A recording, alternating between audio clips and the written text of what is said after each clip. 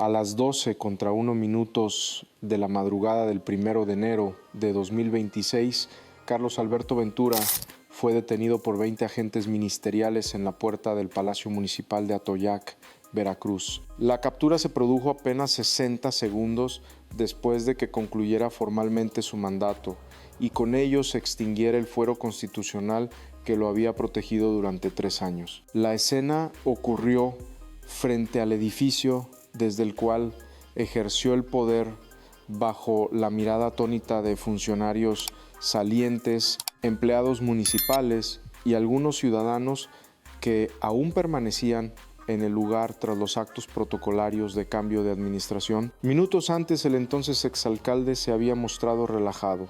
Sonrió para su última fotografía oficial, una imagen que él mismo compartió en redes sociales como mensaje de despedida y cierre de gestión. En ese instante el ambiente era de normalidad institucional. Discursos concluidos, saludos finales y abrazos de cortesía marcaban el fin de un periodo de gobierno. Sin embargo, mientras posaba frente a la cámara y publicaba ese mensaje, un operativo cuidadosamente diseñado desde hacía meses ya se encontraba desplegado en los alrededores, aguardando únicamente el momento legal preciso para intervenir. La orden de aprehensión se encontraba firmada y el expediente judicial debidamente integrado desde tiempo atrás. De acuerdo con la información recabada, no se trató de una acción improvisada, sino del resultado de un proceso sostenido de investigación.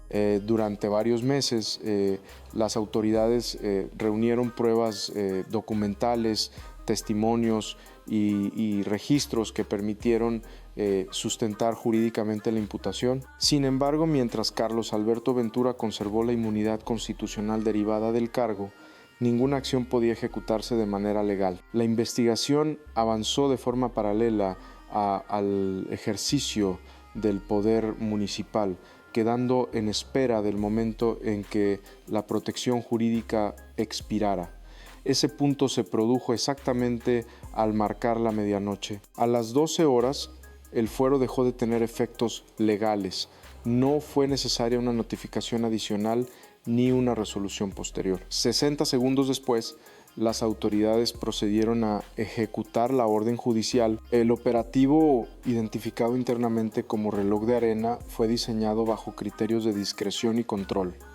No se registraron despliegues visibles, cierres de vialidades ni alertas sonoras. Agentes ministeriales vestidos de civil ingresaron al Palacio Municipal y se desplazaron por el inmueble sin generar atención. La intervención se realizó en el área de acceso, donde Ventura fue interceptado de manera directa y sin resistencia. En el lugar se le notificó formalmente la orden de aprehensión en su contra por el delito de homicidio doloso calificado. Con esta actuación concluyó su condición como autoridad municipal y dio inicio un proceso judicial que hasta ese momento se había desarrollado bajo reserva, sin anuncios públicos y con la integración progresiva de la evidencia. El exfuncionario intentó emitir algunas palabras, pero no se le permitió hacerlo. La intervención fue inmediata conforme al procedimiento establecido y se evitó cualquier intercambio adicional. Los agentes actuaron sin dilación con el objetivo de ejecutar la orden judicial y asegurar el control de la situación. La detención se realizó frente a exaboradores que minutos antes habían participado en los actos de entrega-recepción, así como ante habitantes que permanecían en las inmediaciones del Palacio Municipal. Ventura fue esposado y conducido directamente a una unidad blindada, sin desvíos ni interrupciones. El procedimiento se desarrolló sin forcejeos ni resistencia visible bajo supervisión constante de los elementos ministeriales. La actuación fue breve, todo ocurrió en menos de 5 minutos desde la notificación de la orden de aprehensión hasta el cierre de las puertas del vehículo oficial. No se registraron gritos, consignas ni intentos de intervención. Predominó el silencio entre los presentes. Algunas personas observaron el operativo y otras documentaron el momento con dispositivos móviles sin que se alterara el desarrollo de la diligencia. Para diversos habitantes de Atoyac, el hecho no resultó inesperado, fue interpretado como el resultado de un proceso que se había venido desarrollando desde meses atrás, marcado por versiones persistentes y por una investigación que avanzó sin difusión pública hasta el momento de la detención. La Fiscalía que mantuvo el caso bajo estricta reserva durante un periodo prolongado, sostiene que las pruebas reunidas permiten señalar a Carlos Alberto Ventura como autor intelectual del asesinato de Martín, un técnico en obra pública de 37 años, originario de la comunidad de La Palmilla. De acuerdo con la carpeta de investigación, Martín fue contratado por el ayuntamiento en 2023 para supervisar proyectos financiados con recursos federales, una función que lo colocó en una posición clave dentro de la administración municipal. En el ejercicio de esa responsabilidad, Martín comenzó a identificar irregularidades reiteradas en la ejecución de obras y en el manejo del presupuesto. Los indicios apuntaban a un esquema de corrupción sistemática sustentado en el uso de empresas fantasma, contratos inflados y proyectos que solo existían en documentos oficiales. Lo que inicialmente parecían anomalías aisladas fue tomando forma como un patrón constante vinculado directamente a decisiones tomadas desde la cúpula del gobierno municipal. Según la investigación ministerial, en marzo de 2025, Martín presentó un informe interno ante las instancias correspondientes del ayuntamiento en el que documentó el presunto desvío de 4.700.000 asignados a una obra de electrificación rural. El documento no se limitaba a una observación general, sino que exponía con claridad las inconsistencias detectadas entre los registros administrativos y lo que efectivamente existía en el lugar señalado. La información contrastaba reportes, montos y ubicaciones, evidenciando una discrepancia difícil de justificar. Al verificar en campo la dirección consignada en los contratos, la conclusión fue contundente: no había avance alguno. El sitio correspondía a un terreno baldío sin infraestructura visible, sin postes, sin cable y sin señales que indicaran el inicio o la conclusión de trabajos. Lo que en los documentos aparecía como una obra ejecutada en la realidad simplemente no existía. Esa ausencia física se convirtió en uno de los elementos centrales del señalamiento. Ante estas irregularidades, Martín insistió en obtener explicaciones por las vías institucionales, solicitó aclaraciones formales, pidió revisiones técnicas y buscó respuestas sobre el destino de los recursos públicos. Sin embargo, lejos de recibir argumentos administrativos o correcciones documentales, la situación comenzó a tensarse. De acuerdo con los testimonios que obran en la carpeta de investigación, el trato hacia él cambió de manera progresiva, pasando de la evasión a la intimidación. Las amenazas comenzaron primero de forma indirecta mediante advertencias veladas y posteriormente se volvieron abiertas y explícitas. En ese contexto fue interceptado por elementos de la policía municipal. Según las declaraciones recabadas, los agentes lo golpearon y le dejaron un mensaje claro: debía guardar silencio y desistir de cualquier intento de seguir indagando. La advertencia no era simbólica, sino un aviso directo de que insistir tendría consecuencias mayores. El 18 de abril de 2025, semanas después de haber entregado el informe y tras ese periodo sostenido de hostigamiento, su cuerpo fue localizado a orillas del río Atoyac. El hallazgo ocurrió en un contexto de tensión acumulada y cerró de manera abrupta una cadena de hechos que ya había encendido alertas internas. El cuerpo presentaba un disparo en la cabeza, una lesión que desde el primer momento fue considerada determinante para la apertura de una investigación de alto impacto. Al momento del hallazgo no portaba cartera ni teléfono celular, una ausencia que llamó de inmediato la atención de los investigadores y que fue asentada en los primeros reportes ministeriales. La escena fue procesada conforme a protocolo mientras se iniciaban las primeras líneas de investigación.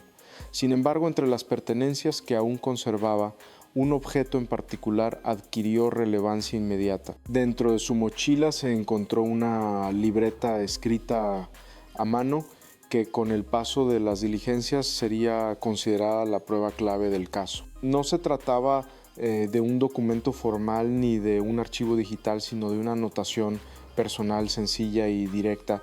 En una de sus páginas, Martín había dejado una advertencia que por su contenido y claridad adquirió un peso determinante dentro del expediente. Si algo me pasa, revisen los contratos de electrificación y las facturas de Beto. Frase breve pero contundente fue interpretada por las autoridades como una señal anticipada del riesgo que enfrentaba y como una guía explícita hacia el origen de las irregularidades que había documentado. Beto era el apodo con el que se conocía a Carlos Alberto Ventura, entonces presidente municipal. La anotación fue integrada formalmente a la carpeta de investigación y a partir de ese momento reorientó el curso de las diligencias, enfocando el análisis en contratos, facturación y movimientos financieros relacionados con la administración municipal. Desde ese punto el caso dejó de ser una investigación aislada y comenzó a estructurarse como un entramado más amplio, donde cada documento y cada registro administrativo pasó a ser revisado bajo una nueva luz. Esa anotación marcó un punto de quiebre en el curso de la investigación. A partir de ese momento, el caso dejó de construirse sobre indicios aislados y comenzó a tomar forma como una indagatoria estructurada. Si bien el fuero constitucional del alcalde impidió una acción inmediata, las autoridades continuaron trabajando de manera discreta, integrando evidencia y fortaleciendo el expediente a la espera del momento legal oportuno. Cada elemento se incorporó con cautela, siguiendo una línea que apuntaba a un patrón y no a hechos fortuitos. Con el paso de los meses, la evidencia se fue acumulando. Testimonios formales, registros en video, análisis de movimientos bancarios y de manera determinante las declaraciones de 31 policías municipales detenidos en octubre por encubrimiento permitieron reconstruir la dinámica interna del ayuntamiento. Lo que emergió de ese trabajo fue la imagen de una administración que, de acuerdo con la Fiscalía, operaba como un centro de control corrupto donde las decisiones no eran aisladas ni improvisadas. Cada obra simulada tenía un beneficiario identificable y cada omisión respondía a un acuerdo implícito sostenido por el miedo o la conveniencia. En paralelo, la vida cotidiana del municipio reflejaba un contraste cada vez más evidente. Atojacía de médicos, medicamentos y pavimentación, mientras los servicios básicos seguían sin mejoras visibles. En contraste, el entonces alcalde exhibía un estilo de vida progresivamente alejado de la realidad local. Relojes de alto valor, camionetas blindadas, viajes constantes y remodelaciones de lujo en propiedades privadas con jardines ornamentales y sistemas de seguridad costosos en el pueblo. Esa diferencia no pasó desapercibida. Muchos la observaron, pero pocos la cuestionaron en voz alta. El temor a represalias funcionó como un mecanismo de contención. Hablar implicaba el riesgo de perder un empleo, un apoyo del DIF o una beca escolar. Así el miedo se convirtió en una forma de silencio colectivo sostenido durante años que permitió que el esquema se mantuviera sin oposición visible hasta que la investigación logró romper ese equilibrio. Tras su captura, Ventura fue trasladado al penal de La Toma en Amatlán de los Reyes, donde quedó bajo prisión preventiva mientras se definía su situación jurídica. El ingreso se realizó bajo estrictas medidas de seguridad y sin acceso a medios, en un intento por contener la atención pública que el caso ya comenzaba a generar. Desde ese momento, el expediente dejó de centrarse únicamente en la figura del exalcalde y pasó a adquirir una dimensión más amplia y compleja. El punto de inflexión llegó con el aseguramiento de su teléfono celular al momento del arresto. De acuerdo con fuentes cercanas a la investigación, el peritaje digital de ese dispositivo abrió una nueva línea de análisis. Mensajes, archivos almacenados y una red de contactos permitieron a los investigadores trazar vínculos directos con tesoreros, síndicos, directores de obra y mandos policiales, delineando una estructura que, según la Fiscalía, operaba de forma coordinada. La información sugiere la existencia de mecanismos de encubrimiento institucional sostenidos en la comunicación constante y en la distribución de responsabilidades. Con la caída del exalcalde, el silencio que durante años protegió al poder local comenzó a fracturarse. Personas que antes optaron por mantenerse al margen han empezado a acercarse a las autoridades. Vecinos, exfuncionarios y testigos han solicitado rendir declaración, aportando datos que fortalecen las líneas ya abiertas. La narrativa oficial señala que este cambio responde al debilitamiento del control político que mantenía cerradas las puertas a la denuncia. La Fiscalía advierte que la detención de Ventura no representa un cierre, sino apenas el comienzo de un proceso de mayor alcance. La información extraída del dispositivo y las declaraciones de testigos protegidos continúan siendo analizadas y podrían extender la responsabilidad penal más allá del ámbito municipal. De confirmarse, el caso podría alcanzar a niveles superiores del gobierno estatal con el objetivo de desarticular por completo la red que durante años habría utilizado el poder público para desviar recursos y acallar a quienes intentaron exponer los hechos. En Atoyac, la escena quedó registrada en la memoria colectiva como un punto de quiebre. El mismo hombre que durante 3 años ejerció el poder municipal,